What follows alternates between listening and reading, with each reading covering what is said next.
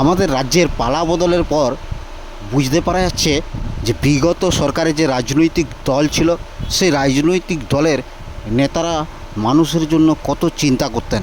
দেখুন, মানুষের জন্য তারা স্টেডিয়াম বানিয়েছেন, তারা সুইমিং পুল বানিয়েছেন, রিসর্ট বানিয়েছেন, আরও কত কী, মানে নিজেদের নামে বানিয়েছেন, কিন্তু তারা বলছেন এগুলো সব করেছেন একমাত্র সাধারণ মানুষের জন্য।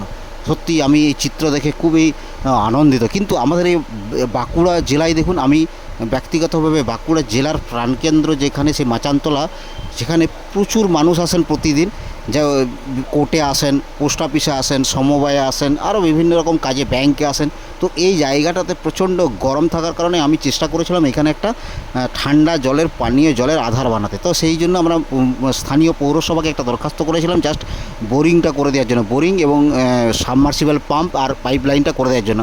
বাকি সমস্ত জিনিসপত্র আমরা অন্যান্য জায়গায় আমরা সংগ্রহ করে সেটা লাগাবো বলেছিলাম, কিন্তু তারা বোরিংটা করে দিলেও সাবমার্সিবল পাম্প এবং পাইপ লাইনটি তারা করে দেয়নি এখানকার স্থানীয় যে পৌর প্রশাসন। তো আমরা চাইছিলাম সাধারণ মানুষের জন্য এখানে একটু জাস্ট ঠান্ডা জলের পানীয় জলের আধার হোক, কিন্তু আজব বিষয়, অন্যান্য যেখানে রাজ্যের বিভিন্ন প্রান্তে দেখুন নেতারা কত চিন্তা করে সাধারণ মানুষের জন্য। তারা সাধারণ মানুষের জন্য স্টেডিয়াম বানিয়ে দিয়েছেন, কেউ রিসর্ট বানিয়েছেন, কেউ সুইমিং পুল বানিয়েছেন, কেউ জিম বানিয়ে দিয়েছেন, মানে যদিও নিজের নামে বানিয়েছেন তবুও কিন্তু সাধারণ মানুষের জন্যই তো বানিয়েছেন এটা।